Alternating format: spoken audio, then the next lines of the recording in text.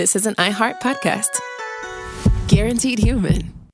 With no fees or minimums on checking accounts, it's no wonder the Capital One bank guy is so passionate about banking with Capital One. If he were here, he wouldn't just tell you about no fees or minimums. He'd also talk about how most Capital One cafes are open 7 days a week to assist with your banking needs. Yep, even on weekends. It's pretty much all he talks about, in a good way. What's in your wallet? Terms apply. See CapitalOne.com/bank. Capital One, N.A., member FDIC. The NFL playoffs are here, and it all starts with Wild Card Weekend powered by Verizon. Man, it all comes down to this. 12 teams, 6 games, 3 days, and one epic weekend. My goodness! It's win or go home, and every moment counts on the road to Super Bowl 60. It's a touchdown! Wild Card Weekend powered by Verizon. January 10th through 12th. Visit watch.nfl.com for the full schedule. Brought to you by the reinvented 2012 Camry. It's ready. Are you? Welcome to Stuff You Should Know from HowStuffWorks.com.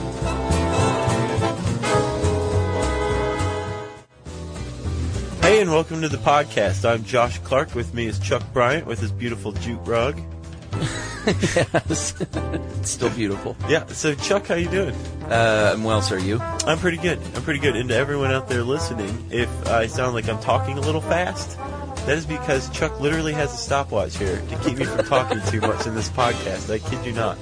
Yeah, and a cat of nine tails. Yeah, we could very easily, I shouldn't say we, I could very easily traipse into, I guess, long-windedness is a euphemism I should use.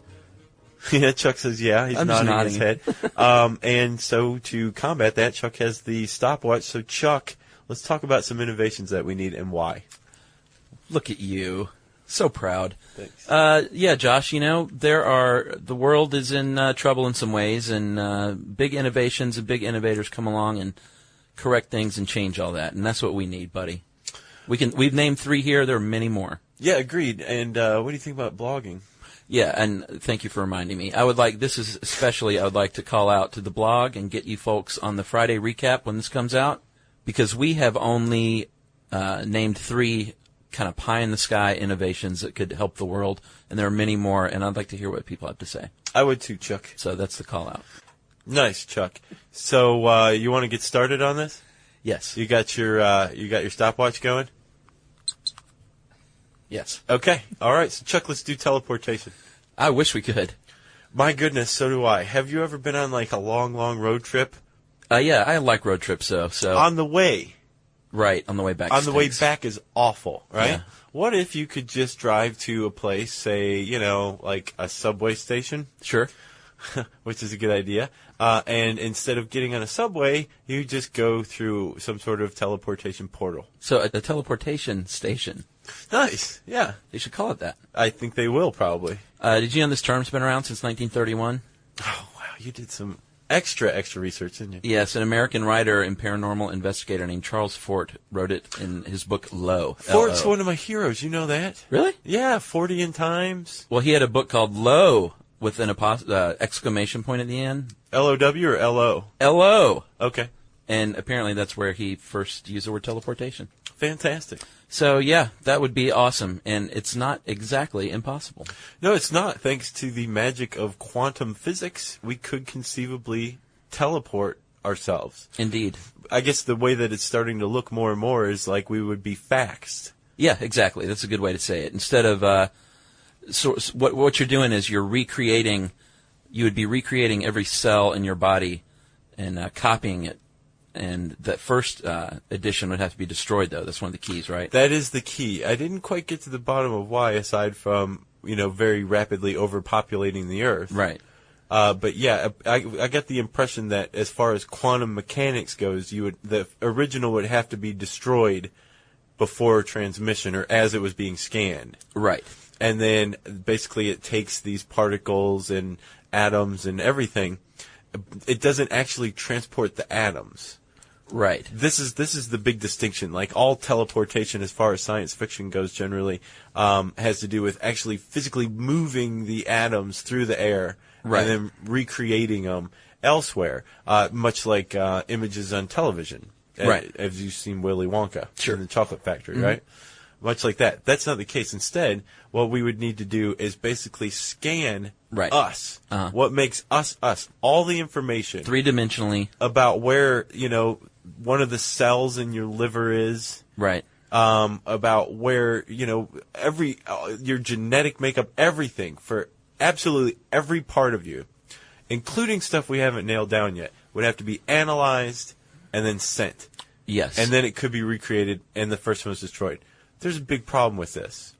Well, namely, we're too complex of beings to do that. Well, sure, but also if you subscribe to any kind of Judeo-Christian or any kind of religious idea, you would have a big problem because basically you've just been destroyed and all the information about you has been transferred. And if you believe the soul is some sort of, if it's extant and an externality that's not part of your body, that it's something beyond that. Right.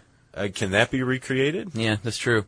But let's say most people who are working on teleporting us don't subscribe to any ideas of the soul, right? Okay, so let's just go with that assumption. Let's just say physiologically, what are some of the challenges? Well, they have actually teleported atoms and photons. Did you know that? You did know that. I did. They've sent atoms a distance of about half a meter, and they sent some photons over tens of kilometers. Yeah. Pretty impressive. It is. And I know that there's one really smart guy out there, Charles Bennett, who is a really smart scientist. He said that in principle that teleporting humans does not actually violate any fundamental laws of physics. No, they used to think it violated Heisenberg's uncertainty principle because we were talking about scanning. Right. And once you get down to the subatomic quantum level, you're dealing with quarks, little pieces of matter and other non-material stuff. Right. That when you analyze and when you observe them, when you measure them, the more accurately you measure them, the more likely you are to disrupt their behavior until you can't get an accurate measurement anymore. Right. They figured out a way around this, right? Were you talking about quantum entanglement? Yep. Yes, that is, Einstein actually called that spooky action at a distance, except he said it in German, and it probably sounds cooler in German. Yeah. Although spooky's pretty cool. Yeah, that's true. Basically, it's two separate particles behaving as if it's one particle, even though they're separated by a great distance. Right. Well, they were together at one point in time. They become entangled, like right. their superpositions, their states become entangled. And then, after they're separated, the behavior of one is the same as the behavior of another, and they shouldn't be influencing one another anymore. Right, but Bennett says that that's not even necessary if you were to figure out how to teleport an entire human. He said that, quote, the teleported person would end up slightly different, but not in a biologically important way. So, well, Chuck, there are some. Think about what you just said. You're reproducing something that's not biologically different. Think about your mood. The mood you're in right now, that's all a series of chemical reactions. Yeah. So we'd have to analyze down to that level. Yeah. Or else you'd come out on the other end like maybe insane. Right, exactly. Or very depressed or ready to kill. Sure. I mean, there's a lot of information that would have to be scanned to accurately reproduce you as you were before the scanning started.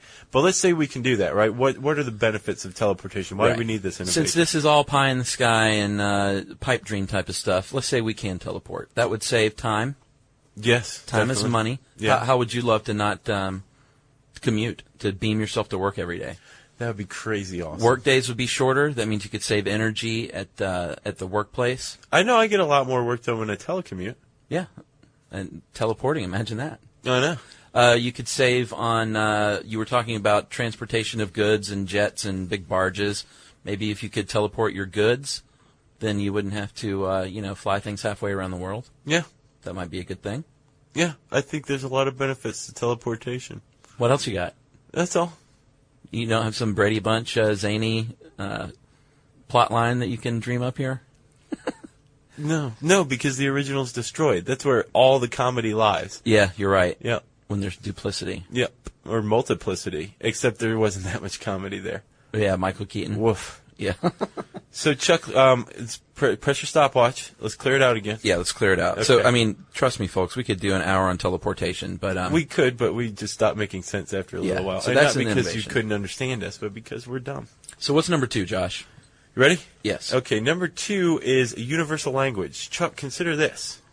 How much conflict, war, misunderstanding, and just general strife, nationalism, isolationism, fascism, all of this stuff, how much of it is the result of this unphysical border we call language? Right. They say that the devil's greatest creation was language. Really? Yeah, miscommunication. Sure. Absolutely, dude. And you know what? You're right. If there was an international language, if everyone spoke the same language, Yep. I don't think it would make us some big, it would make us all the same.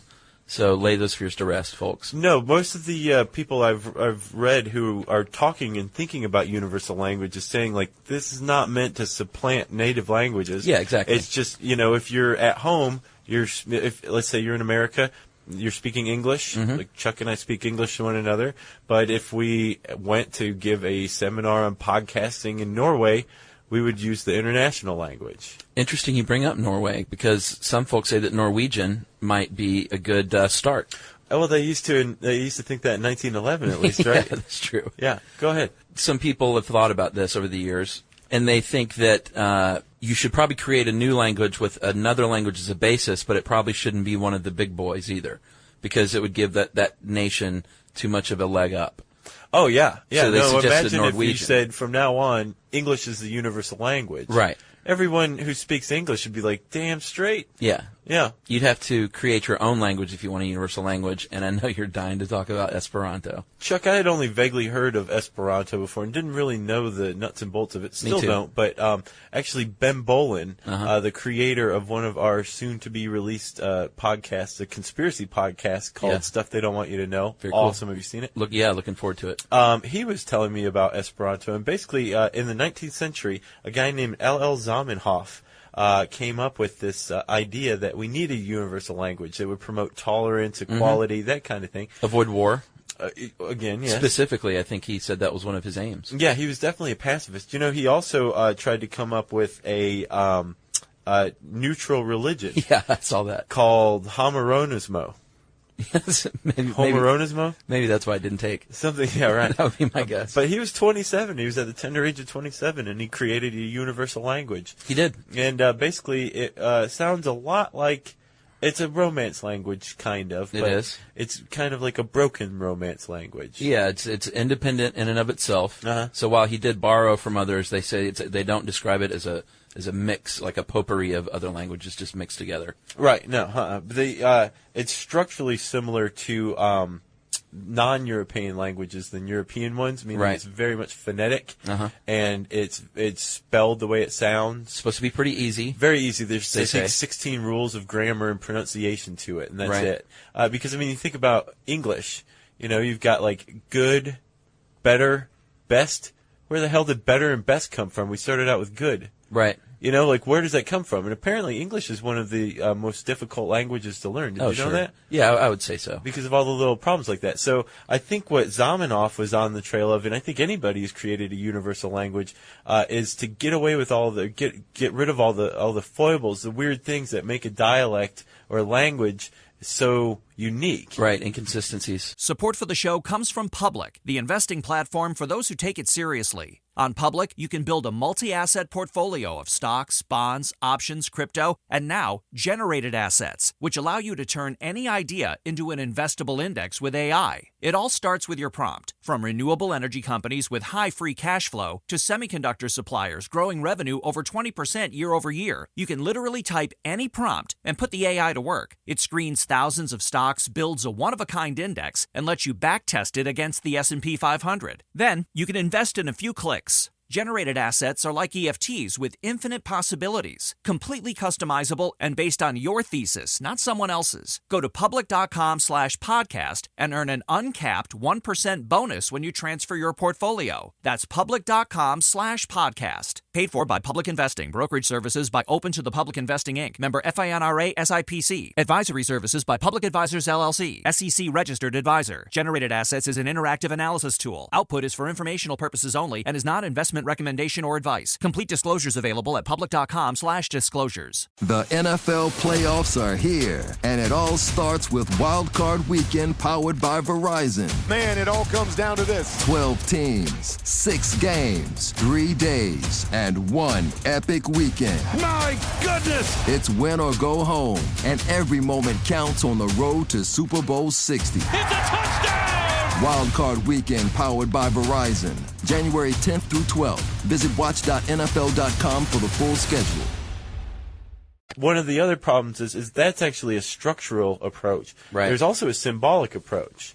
Yeah, I like that one. The symbolic approach is like we call mother for no good reason. It's a symbolic word. Right. You know, it's not like the word cuckoo, where, you know, cuckoo is the sound that a cuckoo bird makes. Right, right. That's very structural. Right. But this symbolic words would probably have even more difficulties than a universal language that was built structurally. Yeah. Because what a language is it's a worldview of a culture. Exactly. The people who share that language, right? Uh-huh. So how do you get the entire world to agree on, you know, the meaning of mother?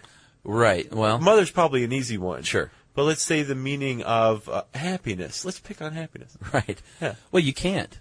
That's the problem. And that's probably why there never will be a universal language. That's not necessarily true. Also, I think that I think every single language, universal language attempt, and there's been some. Sure. Did you read about idiom neutral? Yeah, the yeah. Russian one? That Yeah. sounded like it got pretty close. Well, what do you mean by close, though? Closer than Esperanto. 2 million people speak Esperanto today. That is true. Have you been on Learnu?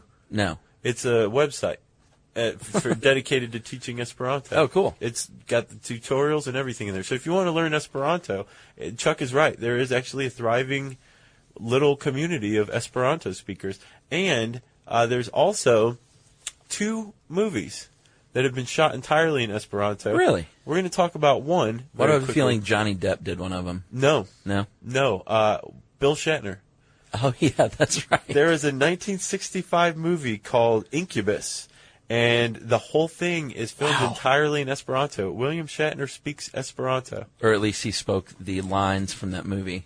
Yeah, no, it rang a bell that I heard he was... Really, he learned it? Yeah, he knows Esperanto. You know, I worked with Shatner. Did I ever tell you that? Did he speak Esperanto to you? No. You're like, oh my God, that explains so much. No. I just thought he was having a stroke. He's a nice guy, though. Yeah, He's a little puffy.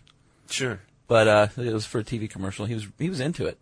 Oh, I'm sure. Yeah, He I really think gave he it his would all. Bring everything. He to did. it. I was impressed because Yeah. sometimes commercial actors are kind of like go through the motions. Well, Chuck, let's talk about it. What's the what are the benefits of a universal language besides war avoidance or anything like that?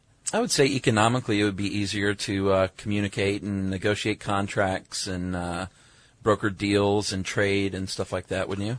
Oh, definitely. And I think we need it. We're becoming more and more globalized. We're interacting with one another more and more. You basically can't be an isolated country any Right. longer if you want to stay afloat. It would save time. Plus, also think about science. I mean, why does science use Latin? It's an agreed-upon universal Yeah. language. What if there was there was a real universal language Yeah. that scientists could more easily communicate their ideas with one another, their findings? Well, yeah, and I saw that in one of the articles we read for this, some of the old school Russian scientists used to not like to have to publish in German, Yeah. which I think at the time was what most German and French. I German think. and French, and then But a it was lot like of TS for you, Russian. yeah, and Yeah. a lot of students either today have to read these things in a translated form that may not be quite accurate, or not read it at all. And time. Chuck, you want to go into number 3? Yes. To clear out your stopwatch there. Okay. Okay. All right, you ready? Yeah. And go. Go. This one is Chuck's favorite one. He picked this one. Are we ready? Yeah. Okay, Chuck picked this one. And I think it's a good idea, too. Chuck, what is the third innovation that we need right now? Innovator is what we need. You We heard need it, ladies and gentlemen. Chuck just spun it. Yeah, we need a human. We need another Einstein. We need another Newton. We need another Tesla Sure. to come along. Just not another Edison. That No, rat. that lying rat, yeah. And Josh, some people might say when it comes to innovators, you're probably thinking in the world of science, which is appropriate. And a Renaissance scientist maybe where you need to start your search. Sure. Chuck, we found this article about Renaissance scientists and how actually in the United States, in the higher educational system, the cards are stacked against any of these people actually being produced. That, very much. That we have to just basically hope that one comes along, and if it does, it's going to be a total fluke. Right. You know? Because the idea is that in order to be a true innovator, then you have to be a whole brain scientist. Definitely. And the graduate system that we have today, they said the undergraduate system does a pretty good job of it. Well, yeah. I mean, think about all the different kinds of classes, the core classes, and then, I took biology for no good reason. Yeah, of course. Statistics. Oh, God, I hated stat. Oh, it was awful. But the whole brain thinkers are the ones that have the more well-rounded approach. So not only are they a brilliant physics mind, but they can understand the human side of maybe how to apply that, and that's what's missing a lot of times. Right. So Mills and Otino, I think, wrote this opinion piece we found in Forbes. That basically are saying, like, yes, undergrad, we have it. It's great. Same generally with high school, middle school, grade school. Kids are exposed to all these different fields of study. The problem is it's geared generally toward funneling them one way or another. Yeah. And this becomes most evident when you get to grad school. Big time. Where if you're a doctoral student and you need money, you better come up with an incredibly specific, unique and specific idea or field of research that you're going to go into. It's all geared toward that, and like you said, as you go forward in education, the path gets narrower and narrower till you're literally on a pinpoint. Yeah, to where you may be researching one thing for your career. Yeah, and maybe you'll come up with an innovation that way to change the world. But my money is on a whole brain thinker. Well, yeah, or at least somebody who can take all these various fields of research or all this various research data and put it all together. Right. What does it mean? Sure. Because research is just research until you apply it. So, Chuck, is there anybody on the horizon? Is there anybody we should be keeping an eye on? Maybe. Who? There's a few. I know some people might say the first answer that comes to mind might be a Stephen Hawking. But I did a little research, and while Hawking is no slouch, there are some in the physics community that think Hawking gets a lot of attention because he's generated a lot of attention through his books and maybe through his disability has garnered a lot of attention. So certainly not to knock anything he's done, but within the physics community, I don't know if he's as high on the list as some of these other guys and gals. Okay. Guys and gals. Yeah. I love that. They're so much smarter than I am. I'm calling them guys and gals. These dudes and chicks. Ed Witten is one of them. Okay. You ever heard of Ed? Eddie? I have not, no. He is a physicist, specifically a mathematical physicist, and studies at Princeton. He's gotten the MacArthur Genius Grant. I'll bet. He's won the Fields Medal, which is the highest medal or honor you can get in math. Uh-huh. So he's been called the next Isaac Newton, but he works with string theory, which I know you're not a big fan of. I have one word about string theory. What's that? Boo. Boo. Yeah. So he's up there. And then there's a dude named Murray Gell-Mann. Have you heard of him? Sure. Tell us about him. No. Okay. MGM, as I like to call him, he's a prominent scientist. And once again, he won the Nobel Prize in Physics in 1969 for his work with the theory of elementary particles. And he is the one that came up with the quark. Yeah. So he's no slouch. No, he's not a slouch. I mean, to predict the existence of a theoretical particle and then have it confirmed, not you're bad. A pretty smart guy. And then, some people might say folks like Bill Gates, who he's not a physicist or a mathematician. No, but he has a high emotional intellect. A very high emotional intellect and a lot of money, and a true visionary, and a guy that likes to spread his money around to good causes nowadays. So. Yeah, I don't know what got into him, or if he was always this way and he was just really focused on Microsoft. But I got to tell you, I like this repackaged Bill Gates. Yeah, he's a very generous guy. Apparently, more than half his fortune he's invested outside of Microsoft. That's fantastic. So, if you're talking about an innovator, I mean, you can only really do good if you're trying to help your fellow man, right? Well, yeah, or if it's a happy byproduct of your evil deeds, like Oppenheimer. Sure. No, that's the reverse of that. Okay, that's what I thought. So, Chuck, there's 3 innovations. You said we could do a lot more. I'm kind of glad we didn't. But I am interested as well. Thank you for turning off the stopwatch. I, too, am interested to see what our listeners who go to the blogs think, too. There's certainly some, we were talking, if we were just on pipe dream time, like a food pill, where you could just drop some water on it. It would create a meal. Sadly, that was one that we considered talking about. Right? Yeah. And you said, duh, it's called a vitamin. Yeah. And I felt kind of stupid. Yeah. So, we're not talking about George Jetson type of stuff. I mean real attainable things like teleportation. Sure. Yeah, it's right there. Right there. It's faxing people. So, who all speak the same language. Esperanto. And Chuck, I guess it's time for listener mail, right? Indeed. Yes, Josh, we're going to call this a walk around the world listener mail. I have 3 quickies from different parts of the world, and we're going to read them right now. Okay. We don't actually have to walk, though, right? You're in a silly mood, I my hate friend. walking. The first one is from Australia. G'day. My name is Nicola, and I'm a student from Melbourne. I am finally sending you an email after months of nonstop listening. I just want to say thank you for putting metric conversions in your more recent shows.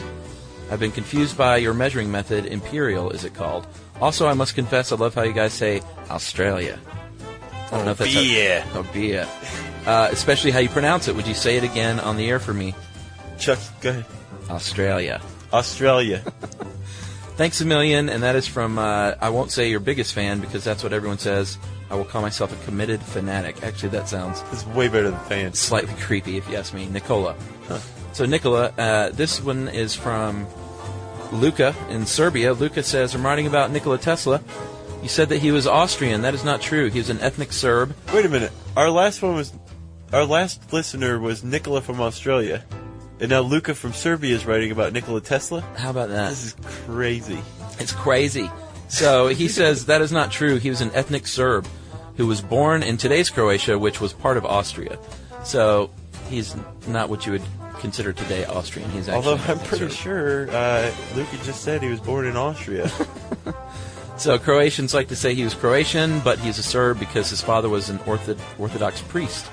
And Croatians are Catholics. So that is from Luca. And then my final favorite from China. Remember Yao Jian? Oh, this is great. I'm just going to read it as it stands here, and we should go ahead and tell Yao we're not making fun. I love broken English. I think it's adorable, and when people make the effort, it really, gives me a good feeling. There you go, Chuck. Well done with that. I'm a loyal fan of Stuff You Should Know. You guys always make me laugh, and when there have some weird words that I don't know, I will hear it repeatedly. So I am a hard-working fan of your program. I got an interesting topic. I think why you guys don't talk about the internet censorship and how to skip it. Because in my country, China, people can't access the YouTube, and interestingly, I even can't access your blog. So we're banned in China. I know, I blogged about it. This is the American Life podcast, maybe also illegal, because I can't download it. There has a defense system named Great Wall. Wish you can see it and read it in your program, but don't mock me. Is what he says. And I think what he means there is, apologies for the broken English. Or he meant don't mock it. Yeah, maybe it's a threat. It's one of those. So that is from Yao Jian, and we appreciate Yao listening. And yes, Yao, and thank you for the information, because I actually did blog about Tiananmen Square, the anniversary, the 20th anniversary has happened. I couldn't remember which listener told us that we were banned there, but yeah, I got to tell you, that's a point of pride for me. Yeah, that's awesome, and we love folks writing in and giving their best attempt at speaking our weird language. Yeah. Zhao, Luca, Nicola, thanks to all of you. And I just think it's cool that there's people on the other side of the world that think we're interesting. Yeah, weird. Yeah. Well, if you want to tell us that we're interesting or correct us about where some guy was born or whatever. Or mock us. Sure. You can send an email to stuffpodcast@howstuffworks.com. For more on this and thousands of other topics, visit howstuffworks.com. Want more How Stuff Works? Check out our blogs on the howstuffworks.com homepage. Brought to you by the reinvented 2012 Camry. It's ready. Are you? At CVS, it matters that we're not just in your community, but that we're part of it. It matters that we're here for you when you need us, day or night. And we want everyone to feel welcomed and rewarded. It matters that CVS is here to fill your prescriptions and here to fill your craving for a tasty and, healthy snack. At CVS, we're proud to serve your community because we believe where you get your medicine matters. So visit us at cvs.com or just come by our store. We can't wait to meet you. Store hours vary by location. The NFL playoffs are here, and it all starts with Wild Card Weekend powered by Verizon. Man, it all comes down to this. 12 teams, 6 games, 3 days, and 1 epic weekend. My goodness! It's win or go home, and every moment counts on the road to Super Bowl 60. It's a touchdown! Wild Card Weekend powered by Verizon. January 10th through 12th. Visit watch.nfl.com for the full schedule. This is an iHeart podcast. Guaranteed human.